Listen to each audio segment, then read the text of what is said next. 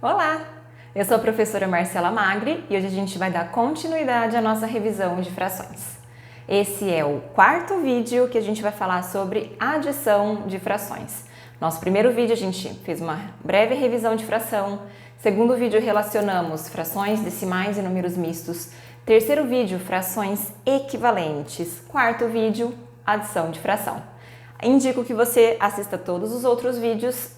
Se você caiu direto nesse e está sem tempo de assistir todos, pelo menos o de frações equivalentes, que é o anterior, que a gente vai precisar entender o que são e como trabalhar com frações equivalentes para entender como se faz uma adição. E lembrando que aqui eu não vou te dar um método para você decorar e aplicar, como geralmente a gente vê nas escolas brasileiras. Eu vou te fazer pensar um pouquinho no que é a adição de fração. Então vamos lá? Bom, a adição de fração ela é muito simples quando a gente tem o mesmo denominador, que é o número de baixo. Vamos pensar nesse exemplo aqui. Eu tenho duas pizzas que elas estão cortadas em 8 fatias cada uma. Da minha primeira pizza, eu vou pegar uma fatia. Que fração que é essa? Uma fatia de 8 fatias, então 1/8. Da minha segunda pizza, eu vou pegar 3 fatias. 1, 2, 3. Que fração que é essa? 3 de 8, 3/8. Como que eu faço essa adição? Vamos pensar num probleminha. Eu comi uma fatia da minha pizza, meu irmão comeu 3 fatias da minha pizza. Quantas fatias comemos no total? A gente pode transferir, eu vou pegar essa minha fatia de cá, vou transferir para esse desenho. Pronto. Quantas fatias eu tenho? 4 fatias em 8 fatias. Das minhas 8 fatias, no total a gente comeu 4. Então, quando eu estou somando duas frações que têm o mesmo denominador, eu vou manter meu denominador e eu somo apenas os numeradores. Sempre vai ser facinho assim? Não. Por exemplo, aqui eu tenho de novo duas pizzas, mas essa pessoa não cortou a pizza em 8 partes, cortou em 4. Vamos pensar numa outra adição, por exemplo. Eu comi 3/4 de pizza. 3 fatias da minha pizza cortada em 4 partes, então 3/4. A outra pessoa comeu, deixa eu pensar, uma fatia de pizza só, que representa 1/8. Bom, aqui eu posso só somar, vai dar 4 fatias? Não, eu não posso apenas somar porque as fatias não têm o mesmo tamanho. Eu não posso nem falar que eu comi 3 vezes mais do que essa pessoa, porque essa fatia não tem o mesmo tamanho. Para eu poder somar, as fatias precisam ser exatamente iguais. Eu consigo transformar essa pizza de 4 fatias em 8 fatias. Ela já é uma pizza de 4 fatias e eu consigo transformar ela em 8. Deixa eu deixar mais bonitinho aqui. Só que agora eu não tenho mais 3/4 dessa pizza inicial. Eu tenho 1, 2, 3, 4, 5, 6 de 8. Eu tenho 6/8 agora. E se vocês viram a revisão sobre frações equivalentes, vocês conseguem enxergar que eu dobrei numerador e denominador. Então eu escrevi uma fração equivalente à inicial. E agora eu tenho o mesmo denominador. Eu posso fazer a regra daquele exemplo anterior. Porque é como se eu pegasse essa fatia de cá, vou transferir ela para cá, já que agora elas têm o mesmo tamanho. Então agora eu posso falar que no total eu tenho 7 fatias de 8 fatias, que eu apenas somei os numeradores e mantive o meu denominador. Mais um exemplo usando diagramas, usando desenhos para vocês entenderem o que eu estou fazendo na minha adição de fração. Por exemplo aqui. Essa parte em vermelho, eu tenho 1, 2, 3, 4, 5, 6. Está cortado em 6 partes e eu estou usando 2. Quer dizer que eu tenho 2/6. A minha segunda, meu segundo chocolate, a segunda barra, está sendo cortada em 2 partes e eu estou usando apenas uma. Então quer dizer que aqui eu tenho meio. Como é que eu faço para somar se elas não têm o mesmo denominador? Vou aproveitar que eu tenho o meu desenho. Dá para enxergar que esse pedaço verde corresponde a exatamente 3 quadrados do de cima? Ó, esse retângulo verde é exatamente 3 partes do de cima. Então eu posso transferir ele para cá. Ele ocupa exatamente 3 pedaços, então eu transferi ele para cá. Quando eu faço a transferência, quanto que deu meu resultado? Bom, continua sendo cortado em 6, mas agora eu estou usando 1, 2, 3, 4, 5. Então eu tenho 5 sextos quando eu penso apenas no meu desenho. E quando eu penso em frações equivalentes, o que eu posso fazer? Ao invés de transferir, o meu de baixo, ao invés de cortar em 2 partes, eu consigo cortar ele também em 6 partes. Só que agora eu não tenho mais a fração meio, agora eu tenho a fração 1, 2, 3 em 6. Então, o 2 sextos eu vou manter. A fração meio, agora eu posso representar como 3 sextos. E agora eu consigo fazer essa adição, porque agora eles têm exatamente o mesmo tamanho. Vou transferir os 2 vermelhos para cá. No total, eu sei que eu tenho 5 sextos, porque eu mantive o denominador, somei os numeradores, ok?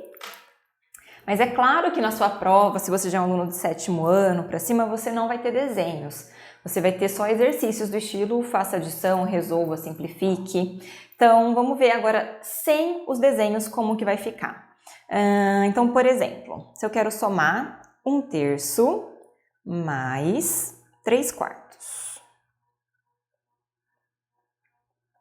Para eu poder somar, eu preciso ter frações equivalentes que tenham o mesmo denominador. Vamos escrever várias frações equivalentes a 1/3? Volta no meu vídeo anterior para você lembrar as frações equivalentes. Então, vou multiplicar por 2, por 3, por 4. Então, 1/3. Primeiro eu vou fazer vezes 2. Quando eu faço vezes 2, isso vai dar 2 sextos. Eu vou fazer vezes 3. Quando eu faço vezes 3, eu tenho 3 nonos. Eu vou fazer vezes 4, que eu vou ter 4 sobre 12. Eu não tenho mais espaço, eu vou parar por aqui então. Vamos ver se só isso vai ser suficiente. Vou agora para a minha segunda. Eu vou multiplicar primeiro tudo por 2. Eu vou ter 6 oitavos. Agora eu vou multiplicar tudo por 3. Eu vou ter 9 dozeavos. Vou multiplicar tudo por 4. Eu vou ter 12 sobre 16 e não tenho mais espaço. Por sorte foi suficiente. Dá para enxergar que aqui eu tenho 2 frações que têm o mesmo denominador? Lembrando, as frações equivalentes representam essa mesma quantidade, mas usando números diferentes, mas elas representam a mesma quantidade. Eu cortar um bolo em 3 partes e comer uma parte, é a mesma coisa que eu cortar ele em 6 partes e comer 2, que é a mesma coisa que eu cortar em 9 e comer 3. Então, estou usando números diferentes, mas que representam a mesma quantidade. Mas agora, eu tenho 2 frações que têm o mesmo denominador. E vocês lembram que somar com o mesmo denominador é o mais fácil, porque eu vou manter meu denominador, 4 mais 9 é 13. Então, 13 sobre 12 é a minha fração imprópria. Não vou falar agora em número misto. Se você enxergou ali que ele vira um número misto, porque o de cima é maior do que o de baixo, volta lá no vídeo número 2, você vai lembrar como que faz. Nossa, professora, mas aqui a gente deu sorte, né? Porque logo no começo a gente já achou 2 frações que têm o mesmo denominador. Eu vou ter que ficar fazendo isso sempre? Não, não preciso ficar fazendo isso sempre. Olha meus denominadores. Olha o denominador 3. Olha os novos denominadores. 3, 6, 9, 12. É a tabuada do 3. Olha o do 4. 4, 8, 12, 16. É toda a minha tabuada do 4. E o 12 é um número que está ao mesmo tempo na tabuada do 3 e do 4. Então, para eu fazer isso, sem precisar escrever um monte de frações equivalentes e encontrar quais são, eu posso pensar na tabuada desses 2 números. Qual que é um número que está em comum na tabuada desses 2 números? Eu vou dar mais um exemplo, mas agora a gente vai pensar direto na tabuada. Não vou escrever várias frações equivalentes. Por exemplo, se eu quero fazer 2 quintos mais 5 sextos. Ok? Então, de novo, eu sei que meus denominadores precisam ser iguais. E sempre vai ser um número da tabuada. Então, vamos pensar na tabuada do 5 e na tabuada do 6, um número que aparece nessas 2 tabuadas. Eu pensei no 30. Professora, eu pensei no 60. Tá certo. Ele estando na tabuada dos 2, dá certo. Eu pensei no 120, dá certo. Eu pensei no 90, dá certo.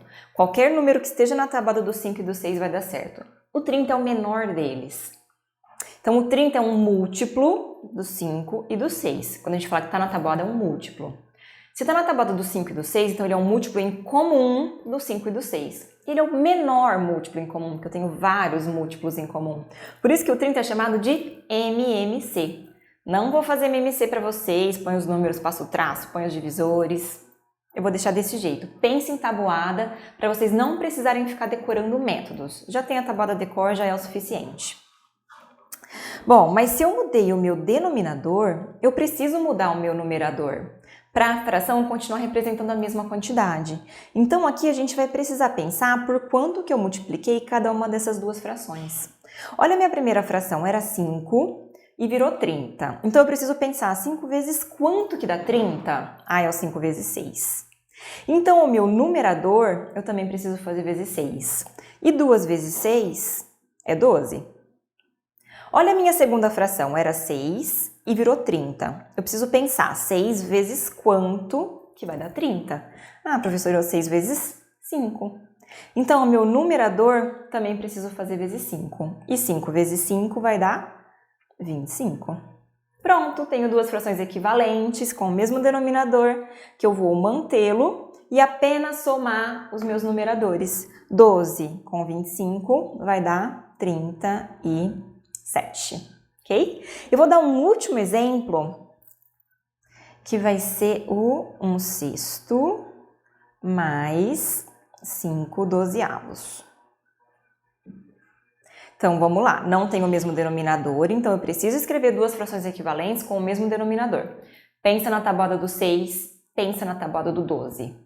Professor, o 12 já está dentro da tabuada do 6. O 12 é um múltiplo de 6. Então, eu posso usar o próprio 12. Ah, professor, eu já pensei direto no 24. Pode usar o 24, dá certo. Usei o 48. Pode usar o 48, tá certo. Qualquer múltiplo, eu prefiro usar o menor deles, o mínimo múltiplo comum. Porque o seu resultado final já vai sair praticamente simplificado. Vai ser raro você precisar simplificar um pouco mais no final. Se você usa números maiores, com certeza você vai precisar simplificar depois. Mas sempre usa o primeiro número que você pensou. Não fica gastando muito tempo pensando no mínimo múltiplo comum. Então vamos pensar agora por quanto que cada fração foi multiplicada. Meu primeiro denominador, que era 6, virou 12. Quer dizer que eu multipliquei por 2, porque 6 vezes 2 é 12. Então, meu numerador também preciso fazer vezes 2, e 1 vezes 2 é 2. Agora, olha a minha segunda fração. Eu mudei alguma coisa? Era 12 e continuou sendo 12? Então, também não vou mudar o meu numerador, porque eu não vou alterar a minha fração. Ela tem que representar a mesma quantidade. Se eu continuei cortando meu bolo em 12 fatias, para comer a mesma quantidade eu preciso continuar comendo 5. Então, nesse caso, eu não vou alterar essa fração. Se você preferir pensar que você multiplicou ela por 1, tá certo também. 12 vezes 1 e 5 vezes 1. Eu prefiro pensar que eu não alterei essa fração, ok? Mas pronto, agora eu tenho duas frações com o mesmo denominador que eu vou manter e somar apenas os numeradores. 2 mais 5 é 7/12. Agora um exemplo diferente, quando eu tenho os números mistos. Então, por exemplo, se eu tenho 2 inteiros e 1/7 com 1 inteiro, será que essa adição tá feia? Piorou. 1 inteiro e 2/3. Aqui eu tenho duas formas de fazer. Uma delas é transformar cada número misto em fração imprópria e fazer exatamente os exemplos anteriores, como eu fiz nos exemplos anteriores. Vídeo 2 mostra como transformar um número misto em fração imprópria. Eu acho um jeito mais fácil para fazer adição eu deixar na forma de número misto e meu resultado já vai ser um número misto. Como que eu vou fazer? Eu vou manter os números inteiros, que é o 2 e o 1, quietinhos aqui, ok? Eu vou mexer apenas com as frações. Eu tenho a fração 1/7 e a fração 2/3. De novo, para eu poder somar, eu preciso ter o mesmo denominador. Vamos pensar no 7 e no 3, qual que é um múltiplo que está na tabuada dos dois ao mesmo tempo? Bom, do 7 e do 3 eu consegui pensar no 21. Ok? Vamos pensar por quanto que eu multipliquei cada fração? Era 7, virou 21. 7 vezes quanto dá 21? Ah, é vezes 3. Então, minha primeira fração eu vou fazer vezes 3. 1 vezes 3, 3. Minha segunda fração era 3 e virou 21. 3 vezes quanto dá 21? Ah, é o 3 vezes 7. Então, minha segunda fração tem que ser inteira vezes 7. Só o número inteiro que deixa lá, ok? E 2 vezes 7 vai dar 14. Bom, a fração eu sei somar, né? Eu mantenho o meu denominador e eu somo os numeradores. 3 mais 14 vai dar 17. O que eu faço com esses números inteiros aqui? Apenas somo. Quanto que é 2 mais 1? 3. Então, esse é o meu resultado final, 3 inteiros e 17 sobre 21. Algumas vezes pode ser que você tenha uma fração imprópria aqui no seu resultado, e aí você vai precisar transformar novamente para jogar um número inteiro ali para frente. Então, de novo, assista meu vídeo número 2, como que a gente relaciona frações impróprias com números mistos, ok? É isso, eu espero que vocês tenham gostado. A gente se vê no próximo vídeo sobre subtração de frações. Até a próxima!